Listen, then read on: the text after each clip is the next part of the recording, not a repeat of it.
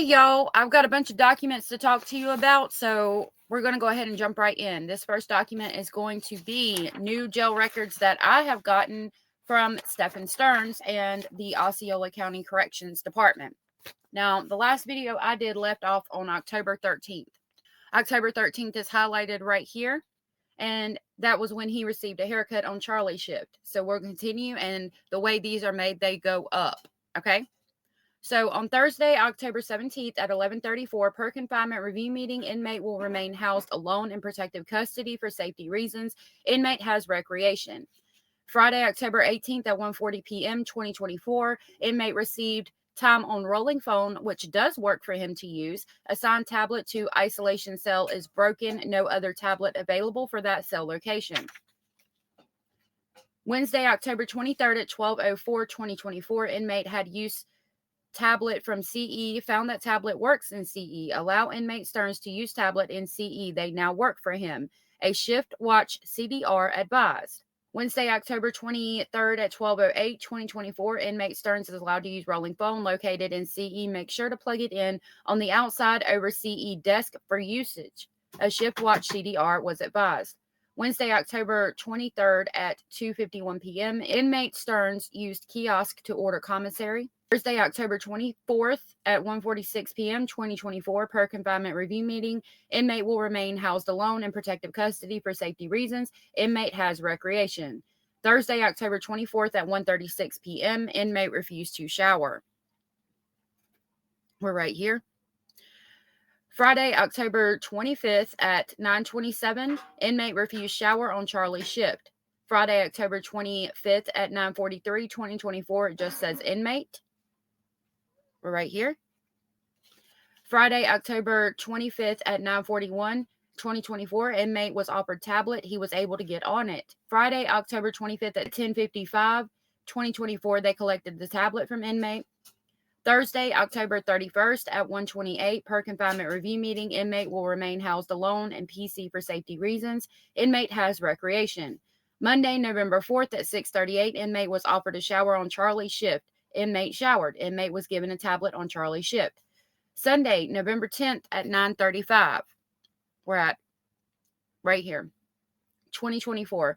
Excessive amount of books removed, inventoried, and secured, and property released from inmate cell. Monday, November 11th at 1:21 p.m., 2024, inmate was offered recreation and refused. Now we're at the very bottom of the top page, reading between the two. Thursday, November 14th at 12:04, 2024, per confinement review meeting, inmate will remain housed alone in protective custody for safety reasons. Inmate has recreation. Monday, November 18th at 8:20, 2024, inmate was offered an opportunity to use the phone, shower, and go to recreation. Inmate refused all three. Inmate did ask for tablet, advised when one was available, one will be given to him. Thursday, November 21st at 12:32, 2024, per confinement review meeting, inmate will remain housed alone in PC for safety reasons. Inmate has recreation. Thursday, November 21st at 12:38, point additive reassessment completed, remain in maximum security. Saturday, November 23rd at 7:30, inmate refused morning meal. We're right here. Wednesday, November 27th at 11:24, 2024, per confinement review meeting, inmate will remain housed alone in protective custody for safety reasons. Inmate has recreation. Wednesday, December 4th at 1:19, per confinement review meeting, inmate will remain housed alone in PC for safety reasons. Inmate has recreation. Thursday, December 5th at 20:11, I have no idea what time that is, 2024, inmate refused dinner tray but had a cup of juice on Bravo shift. Wednesday, December 11th at 12:50, 2024, per confinement review meeting, inmate will remain housed alone for safety reasons. Inmate has recreation. We are now at Sunday, December 15th, 2024. Inmate was offered shower. Inmate refused. Wednesday, December 18th, per confinement review meeting, inmate will remain housed alone in PC for safety reasons. Inmate has recreation. Thursday, December 19th at 16:02, inmate received uniform exchange. Monday, December 23rd, inmate Stearns refused to shower and outside recreation. Wednesday, December 25th, Christmas Day, at 1:19, inmate refused shower on Charlie's shift. Thursday, December 26th, the day after Christmas at 11:34, per confinement review meeting, inmate will remain housed alone in protective custody for safety reasons. Thursday, December 31st at 11:11, 2024, inmate Stearns refused morning meal and outside recreation. Thursday, December 31st at 16:26, per confinement review meeting, inmate will remain housed alone in protective custody for safety reasons. Inmate has recreation. Monday, January 6th at 10:02, inmate was offered recreation and refused. Wednesday, January 8th at 11:32, 2025, per confinement review meeting, inmate will remain housed alone in protective custody for safety reasons. Inmate has recreation. Wednesday, January 15th at 12:13, 2025, per confinement review meeting, inmate will remain housed alone in PC for safety reasons. Inmate has recreation. We are at Thursday, January 16th, right here. Inmate refused dinner tray but had a cup of juice. Friday, January 17th, inmate refused recreation. Friday, January 17th at 17:38, inmate refused a shower. Saturday, January 18th at 7:42, inmate was rehoused to medical. CISO2 is needed for HRI inmate. Saturday, January 18th at 12:27, inmate showered on Charlie shift. Monday, January 20th at 10:05, reassessment complete and he remains in maximum. Monday, January 20th at 16:38, inmate refused breakfast tray but did eat his lunch tray. And then Wednesday, January 22nd at 12:59, per confinement review meeting, inmate will remain housed alone at PC for safety reasons. Inmate has recreation. So that's all I have for the jail files right now. There's his lovely little picture. Let's get into some of these documents. This is going to be a pretty quick document. It's relatively short, but I mentioned it in the last video. This is the state of Florida as the plaintiff versus Stephan Michael Stearns, the defendant, and it is a motion for court reporter to note the race of all jurors examined during jury selection. Why? Why does that matter? I mean, I'm just wondering. Can somebody explain that to me? It reads, now comes the defendant by and through counsel and respectfully moves this court to order the court reporter during jury selection process to note in the record the race of each potential juror examined for selection. In support of this motion, counsel for the defendant states, 1, in Baston versus Kentucky from 1986, the court held that to establish a prima facie case of discrimination, the defendant must show that the prosecutor has exercised peremptory challenges to strike potential trial jurors based on race. To clearly preserve this issue for appeal, the race of all potential jurors examined must be made a part of the court record. 2, the preferred approach to recording the race of all potential jurors examined for selection is for each juror to state his or her race during voir dire. Therefore, counsel for the defense moves this court to order that 1, the race of the defendant be recorded by the court reporter. 2, the race of each potential juror examined for selection be recorded in the official court record based on the juror's own identification of his or her own race during the court's initial questioning. Wherefore, the defendant respectfully requests this court to enter an order granting the defendant's motion. And it was signed by the public defender, Melissa Vickers. I found that interesting. All right, let's get into some of these more salacious ones. All right, so here we have a motion to bar execution by lethal injection. And I've got another document we're going to read next that's going to make this all the more interesting. So basically, we want to take the death penalty off the table. I don't know. Hold on. Let me check. So after pulling up our trusty Google here, it reads, in Florida, a person sentenced to death is typically executed by lethal injection, but they can choose to be executed by electrocution in the electric chair if they wish. The choice is entirely up to the condemned individual. So you mean to tell me with all of the documents they're entering, they want to take lethal injection off the table? So he wants to be executed by electric chair? No, he doesn't. And we're going to find out about that more in the document I read after the one we're about to read. It reads, key points about Florida's death penalty. Primary method is lethal injection. Alternative method is electrocution through the electric chair. Who chooses the method? The condemned person. Means of execution. In January of 2000, the Florida legislature passed legislation that allows lethal injection as an alternative method of execution in Florida. Florida administers executions by lethal injection or electric chair at the execution chamber located at Florida State Prison. Back to the document. So this reads, the state of Florida as the plaintiff versus Stephan Michael Stearns, the defendant. It is a motion to bar execution by lethal injection. Comes now Stephan Stearns by undersigned counsel and moves this court pursuant to Article 1, Section 17 of the Florida Constitution and the 8th Amendment to the United States Constitution to bar potential execution by lethal injection.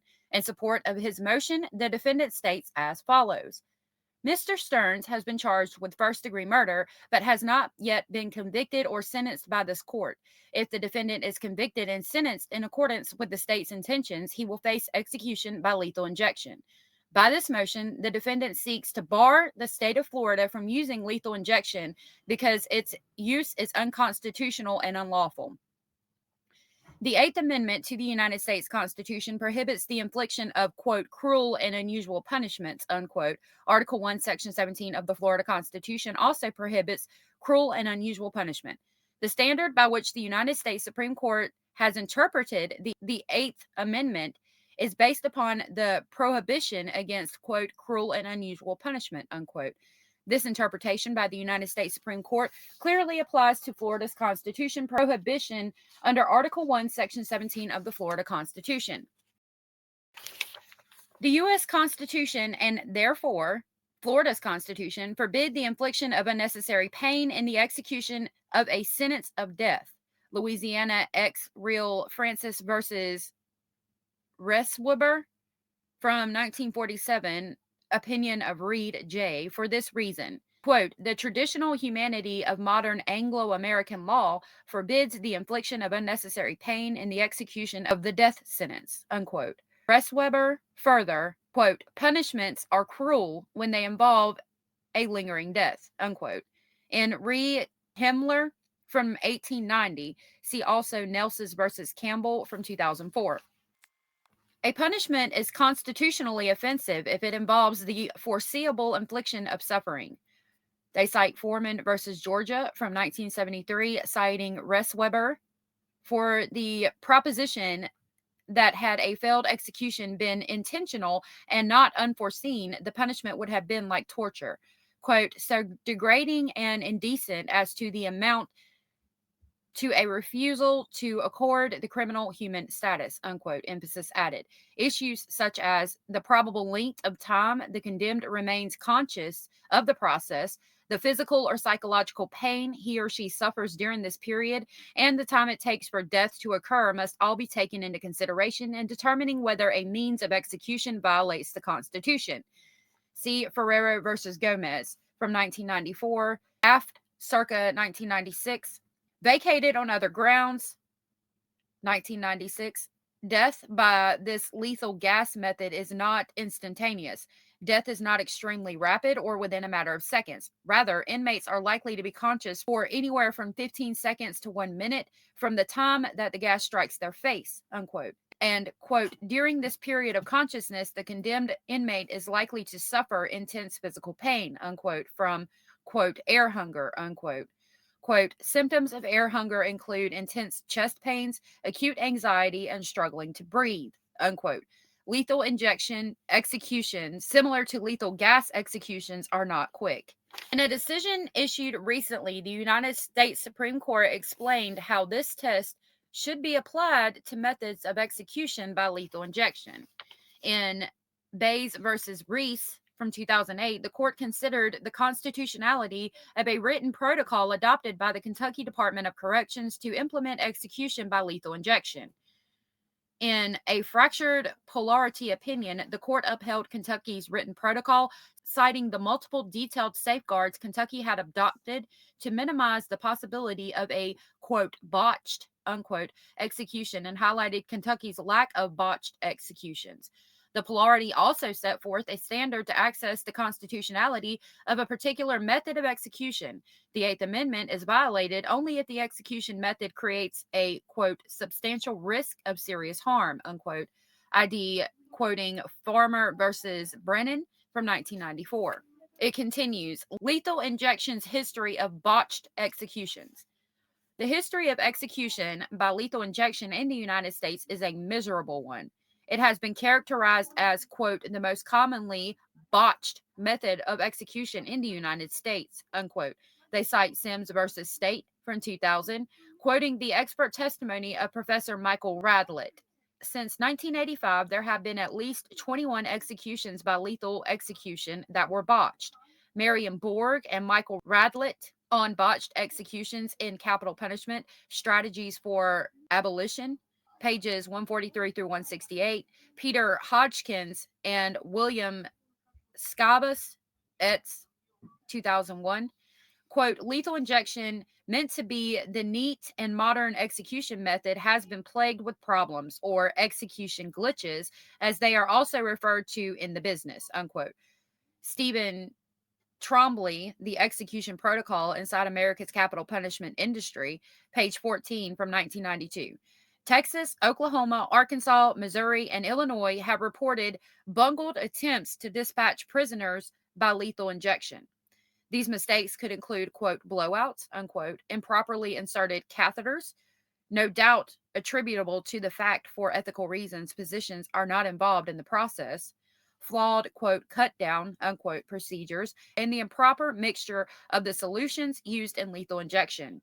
ID, plainly, there is a disturbing history and one which the defense is now bringing to the attention of the court, the prosecution, and the DOC, so there can be no principled argument in the future that similar problems with lethal injection were not foreseeable.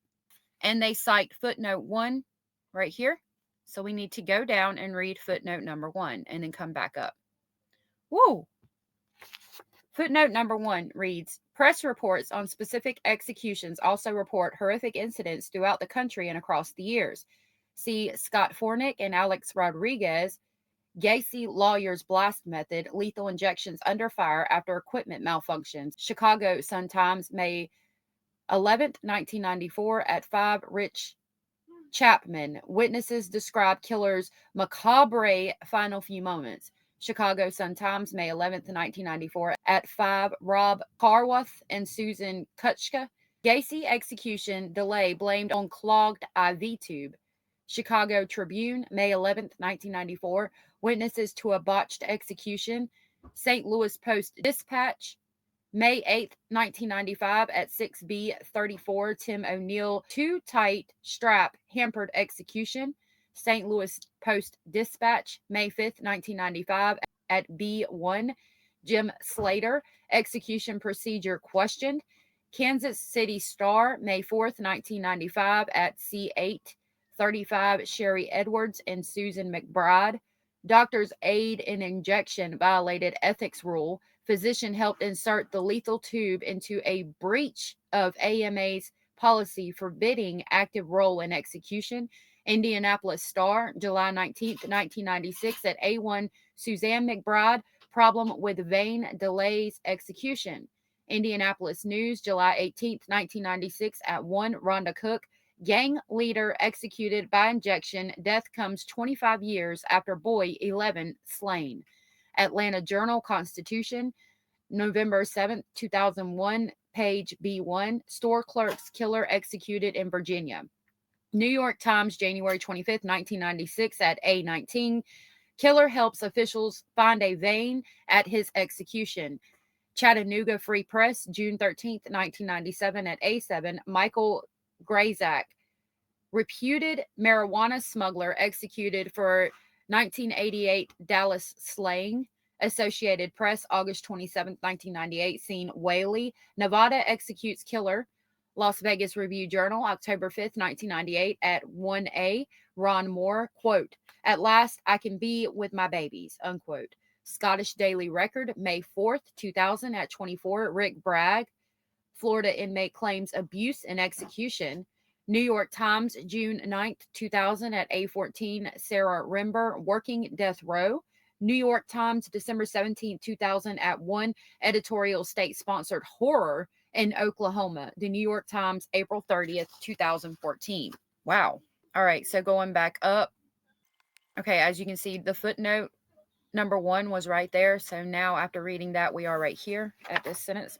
The injection of pincuronium, bromide, and potassium chloride are guaranteed to produce a horrifying and agonizing death unless the prisoner is fully anesthetized and remains anesthetized throughout. Thus, in turn, depends wholly and solely upon the non-medical personnel accurately measuring out and then successfully administering an adequate dose of sodium pentothal. Even a slight error in dosage or administration can leave a prisoner conscious but paralyzed while dying, a sentient witness of his or her own slow, lingering asphyxiation. They cite Cheney versus Heckler from 1983, reversed on the grounds from 1985.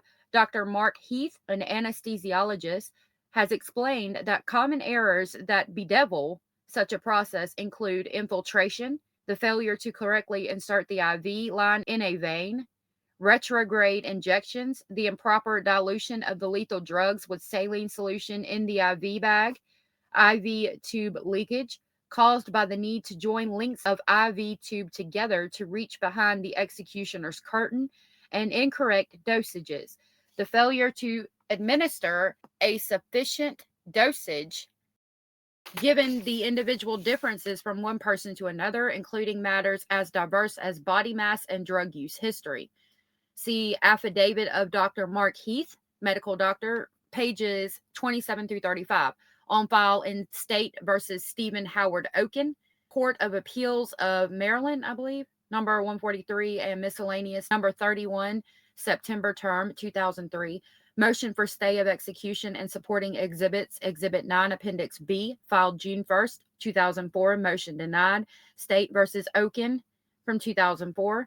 As a result of these common errors, prisoners executed by the lethal injection suffer a substantial risk of serious harm during the administration of the pincuronium, bromide, and the potassium chloride. Florida's 3-drug cocktail creates a substantial risk of serious harm. Under Florida law, a death sentence is to be, quote, executed by lethal injection under direction of the Secretary of Corrections, Secretary Designee. Florida Statute 922.105, subsection 1. The statute prescribes no specific drugs, dosages, drug combinations, or the manner of intravenous access to be used in the execution process, nor does the statute require certification, training, licensure, experience, or demonstrated competence of those who participate in the execution process. All of the details of the execution process are to be determined by the department secretary.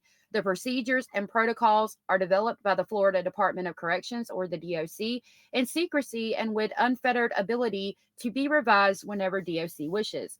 On September 19, 2013, the Florida Department of Corrections adopted a new lethal injection protocol. Significantly, the new protocol calls for the use of midazolam hydrochloride as the first drug in Florida's lethal injection protocol.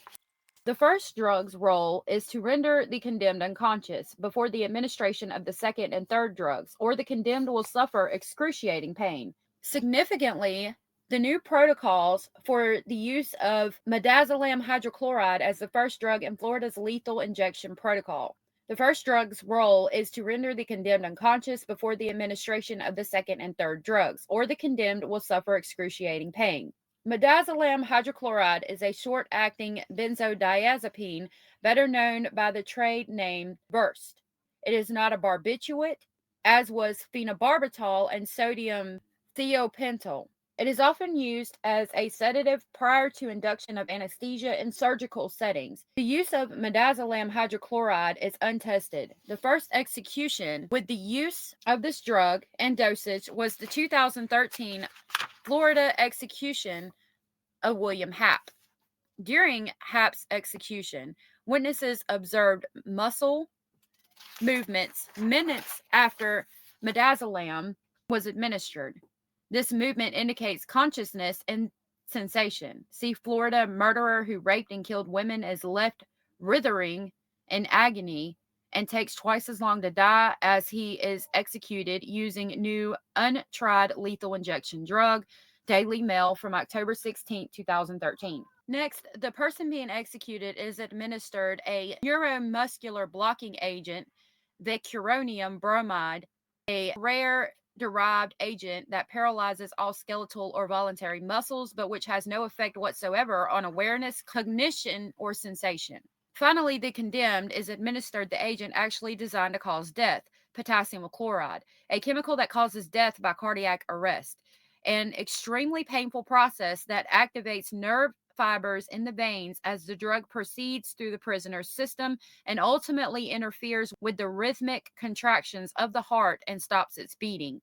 See generally Deborah W. Deno, When Legislators Delegate Death, the troubling paradox behind states' use of electrocution and lethal injection and what it says about us. 63 Ohio 2002, discussing the chemicals used in lethal injection and their medical effects. Far from producing rapid loss of consciousness as a humane death, this particular combination of chemical causes the inmate to suffer excruciatingly painful, protracted death. The sequence of the administration of the chemicals and failure to provide professional medical monitoring of the effects of the drugs virtually assure, however, that the actual pain and fear being suffered by the execution victim, the very things by which the court can judge whether a method of execution transgresses the constitutional standards, will go undetected. At 100. This particular combination of drugs was used on Oklahoma condemned inmate Clayton Lockett on April 29, 2014. Mr. Lockett's execution was horribly botched. Lockett was administered the first drug in the protocol, midazolam, and declared unconscious. However, minutes later, Lockett began to write, mumble, and nod. The execution was halted, and Lockett died 40 minutes later of a heart attack. See M. Pierce, M. Hennessy Fisk, and P. Dave. Oklahoma halts double execution after one is botched. Los Angeles Times, April 29, 2014. The Florida Department of Corrections has not published a complete and meaningful protocol for the lethal injection process. Another serious problem with any protocols is that they fail to provide any semblance of the medical standards that should attend an injection execution. Absent such standards, Mr. Stearns is not guaranteed that his execution will be carried out under procedures which minimize the risk of needless pain, suffering, and the risk of lingering death. The protocols do not address, nor has information been made available publicly about, among other issues, the following matters with regard to members of the execution squad: licensure for technical term members, prior license revocation, prior experience generally with medical procedures, experience starting intravenous procedures, experience with cut-down procedures, prior disciplinary actions, pending or past criminal investigations. Further, we do not know if the people who botched the Angel Diaz and William Happ executions are still involved in current executions. The U.S. Supreme Court in Bays noted that Kentucky has not experienced problems with lethal injection when the protocol is followed properly. However, in Florida, we know the Department of Corrections members have not followed the procedures properly because of the box executions that have occurred. These include, but are not limited to, Jesse Tafero in 1990, Pedro Medina in 1997, Alan Lee Davis in 1999, Bernie Demps in 2000, Angel Diaz in 2006, and William Happ in 2013. The Florida Supreme Court has declined challenges against Florida's use of lethal injection. They cite Henry versus State from 2014, Howell versus State from 2014, Walton versus State from 2009, Peterson versus State from 2009, Tompkins versus State from 2008.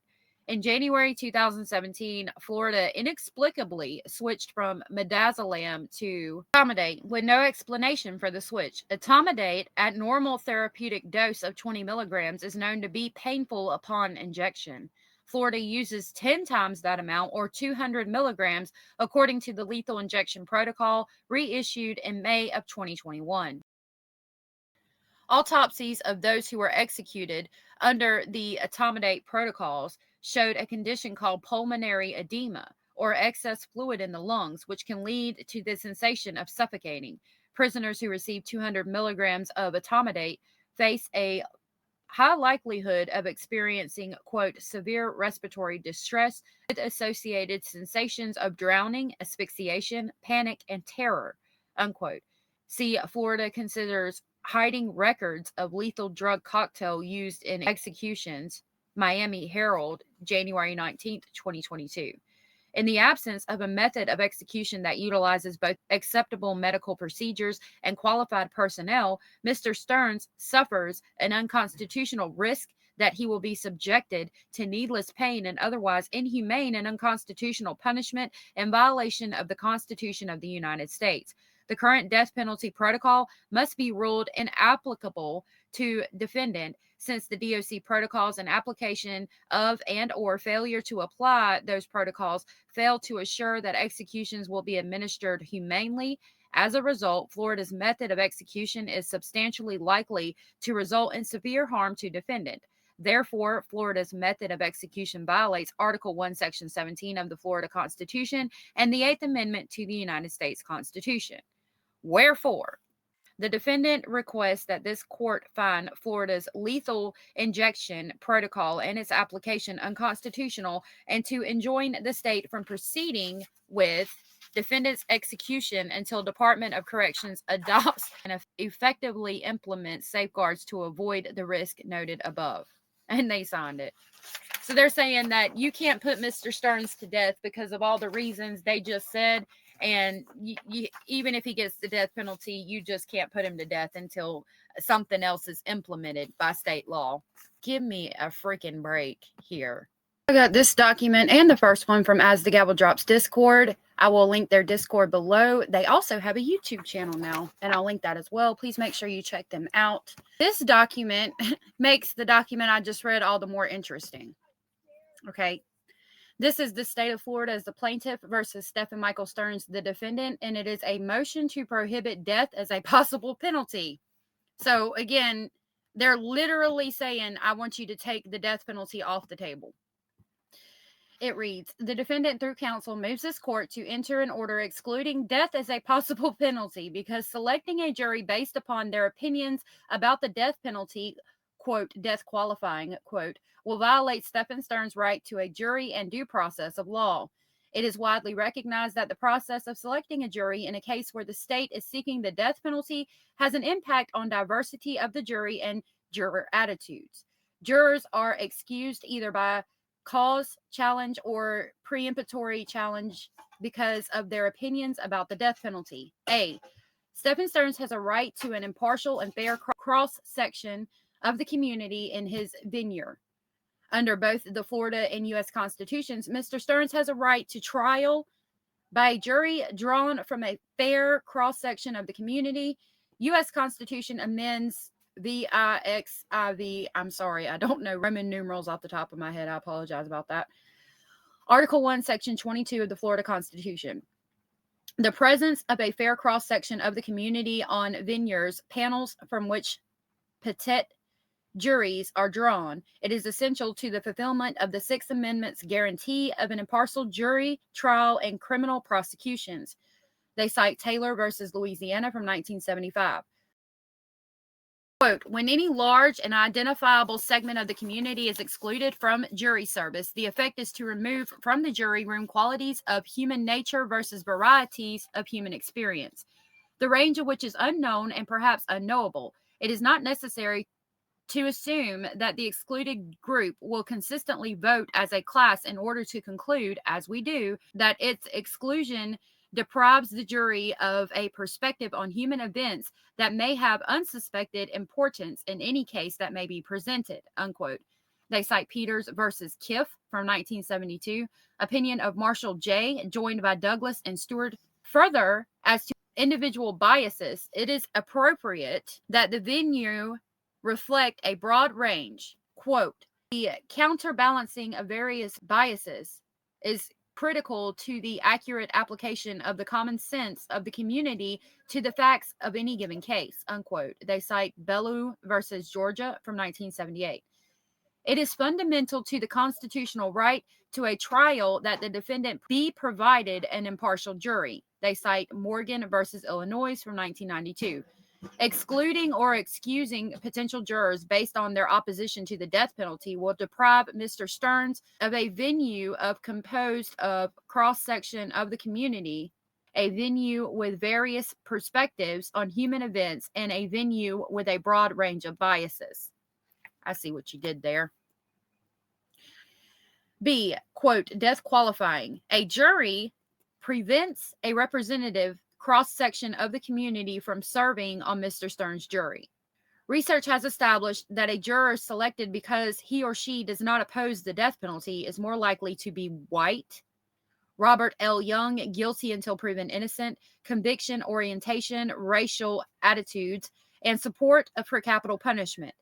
Journal of Deviant Behavior, Volume 25, Issue 2, 2004, quote, African Americans as a class may be disproportionately excluded from jury service by virtue of the group's disproportionate view of inappropriateness of capital punishment. Moreover, researchers categorize jurors in capital cases as, quote, demographically unique, unquote, in that they tend to be both white and male. This disproportionate exclusion of blacks appears to have a significant impact on the outcome of capital cases. G. Ben Cohen and Robert J. Smith, The Death of Death Qualification, from 2008 to 2009. I really don't like the way they worded that at all. In all statistical methods, black jurors are significantly more likely to oppose the death penalty than are white jurors. Age is also a factor. Older jurors continue to be more sure of the death penalty's appropriateness as compared to their younger counterparts. Therefore, Eisenberg, Stephen, Gravy, and Martin Wells, The Deadly Paradox of Capital Jurors, from 2001.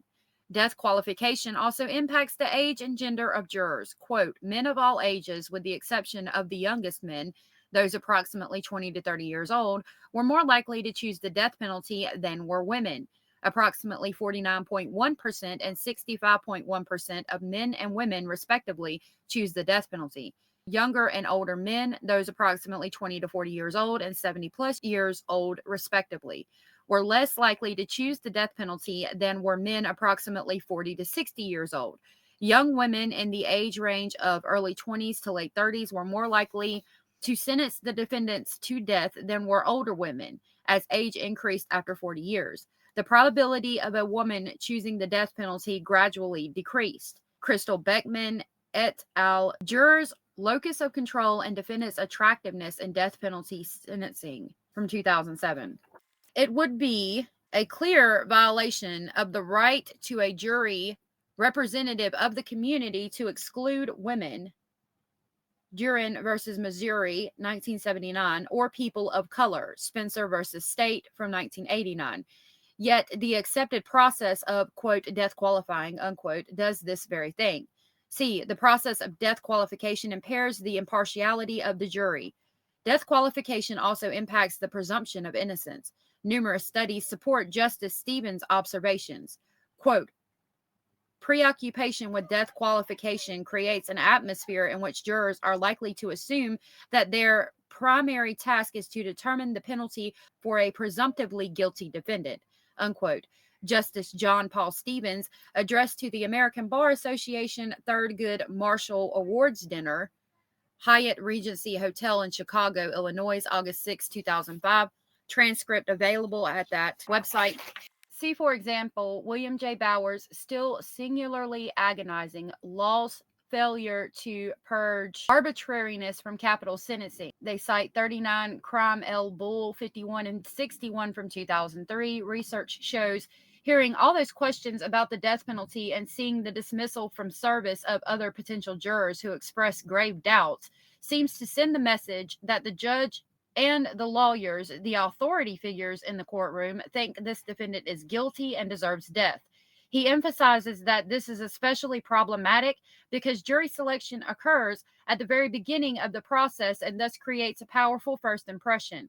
Craig Haney, Violence and the Capital Jury, Mechanisms of Moral Disengagement, and the Impulse to Condemn to Death. 49 Stan L. Rev from 1997. When jurors are repeatedly asked whether they can, quote, follow the law, unquote, and impose the death penalty, they begin to believe that the law actually requires them to reach death verdicts. Death qualification becomes a kind of, quote, obedience drill in which jurors feel they are voluntarily relinquishing the power to deviate from the outcome the law seems to favor. The personal characteristics of many death qualified jurors render them especially receptive to arguments that they must follow the implicit promise made to the court. The most recent statistics show less than half of this country's population favor the death penalty. Quote, death penalty loses majority support for the first time in 45 years, unquote, New York Times, October 3rd, 2016. This could mean that less than half of eligible voters are actually eligible to sit on a jury if the state makes the unilateral decision to seek the death penalty. Almost 50 years ago, Justice Stewart noticed the impact on a defendant's right to a jury from a cross section of the community when he commented, yet, in a nation less than half of whose people believe in the death penalty, a jury composed exclusively of such people cannot speak for the community. Culled out of all harbor doubts about the wisdom of capital punishment, of all who would be reluctant to pronounce the extreme penalty, such a juror can speak only for a distinct and dwindling minority. They cite Witherspoon versus Illinois from 1968. Death qualification eliminates any juror who, for religious or moral reason, is opposed to the death penalty. These are jurors that Mr. Stearns has a right to have in his venue. These are jurors who comprise impartial and fair cross-section of our community. D. The state does not have a legitimate interest in excluding jurors based upon their opinions about the death penalty. In Lockhart versus McCree from 1986, the court held that death qualifying a jury did not violate the cross-section requirement of the Constitution when the state has a legitimate interest in obtaining a jury that can, quote, properly and impartially apply the law to the facts of the case at both the guilt and sentencing phases of a capital trial, unquote. McCree did not argue that the process of, quote, death qualification was instituted as a means for the state to arbitrarily skew the composition of the jury. Mr. Stearns does not make this argument. As in Real versus State from 1986, it, quote, strains credulity to believe that the state acts in good faith when it seeks to death qualify the jury in this case. The defendant is aware the court in Buchanan versus Kentucky from 1987 held death qualification appropriate in a joint trial, even though Buchanan was not subject to the death penalty. However, the court specifically found that the government had a legitimate interest in one trial. This case can also be distinguished from Smith versus State from 1990. In Smith, the court held that the trial court did not err in failing to inquire into the state's good faith basis to proceed with death qualification. At the time Smith was decided, the state only had to prove one aggravating circumstance to support a death sentence. There was no requirement that the state also had to prove aggravating circumstances sufficient to impose death and aggravating circumstances that outweigh mitigation. The state should be precluded from seeking a sentence of death when there is no good faith basis to believe that a jury will unanimously find beyond reasonable doubt that aggravating facts exist, that sufficient aggravating factors exist for the imposition of the death penalty, that the aggravating factors outweigh the mitigating circumstances, and that the jury will find that death is the appropriate verdict. The only possible motive for pursuing the death penalty, sorry y'all, we're almost done, it gets loud here at night, in this case can be to skew the composition of the jury or coerce a plea. Both would be constitutionally impermissible. Under both the Florida and U.S. Constitutions, Mr. Stearns has a right to trial by an impartial jury drawn from a fair cross-section of the community. U.S. Constitution Amendments VI, XVI, Article 1, Section 22 of the Florida Constitution. E. Conclusion. The court has the duty and authority to prevent the government from violating important constitutional rights. Death qualifying a jury denies Mr. Stearns his right to due process and a fair trial. U.S. Constitution Amendments VI, XIV, Article 1, Section 22 of the Florida Constitution. Wherefore, the defendant requests this honorable court to grant the foregoing motion. and it was signed by Miss Melissa Vickers. Now, as you can tell, it just got loud. My hubby is home. I need to go cook dinner. I do want to thank you for watching this video all the way to the end. I will be working on more because there's so much more to get out here. So many more of these motions that you just would not believe. For instance, there's a motion in limine to prohibit reference during trial testimony to the victim's murder or the murder scene. Like, are you even serious right now? So anyway, make sure that you have your notifications on. If you have not already, please like and subscribe, and I'll get the next one out for you in the next day. Thank you, and have a good night.